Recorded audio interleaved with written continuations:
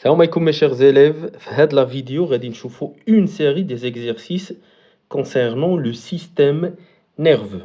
Les غادي تعاملوا معاه بزاف le contrôle des SVT. ولكن إلا كنتي مازال ما شفتيش les parties précédentes du système nerveux, حاول تحبس الفيديو ورجع شوف les autres parties فهمهم مزيان باش تقدر bien sûr تخدم معنا donc les exercices. On va commencer par la première partie. C'est de la restitution des connaissances. Le document suivant représente la structure du système nerveux. La question c'est donner le nom correspondant à chaque numéro. Ça veut dire qu'on doit légender ce document. Donc عندنا هنا واحد الوثيقة وطلبوا منا نسميو العناصر اللي كاينة في هذه الوثيقة. Le premier élément représente le cerveau. Le deuxième élément représente le cervelet et le troisième élément représente le tronc cérébral. Le quatrième élément, c'est la moelle épinière. Et bien sûr, le cinquième élément, c'est l'encéphale. On observe que le cinquième élément contient le cerveau et le cervelet et le tronc cérébral. Donc, le cinquième élément, c'est l'encéphale. Et le sixième élément, bien sûr, sont les nerfs rachidiens. Concernant la deuxième question, complétez chaque définition avec le terme scientifique qui lui convient. Donc on a trois termes scientifiques qu'on doit les relier avec ces définitions. Le premier terme, c'est le système nerveux périphérique. Le deuxième, c'est le système nerveux. Et le troisième, c'est le système nerveux central.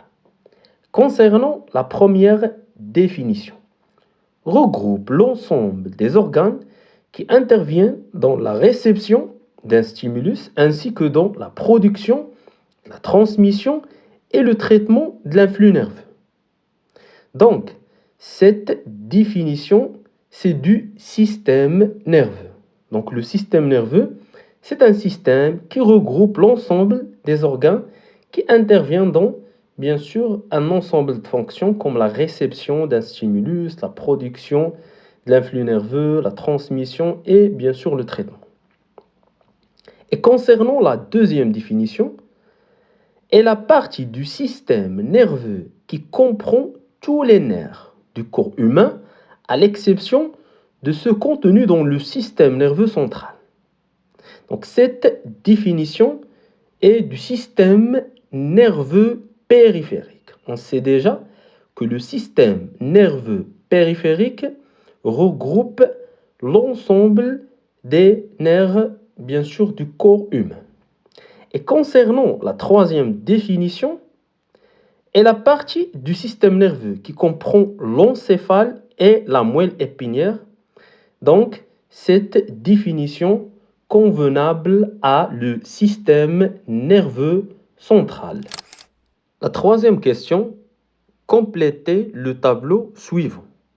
Donc, on a les organes sensoriels, ou bien ce qu'on appelle aussi par les récepteurs sensitifs, et on a le stimulus et la sensibilité consciente.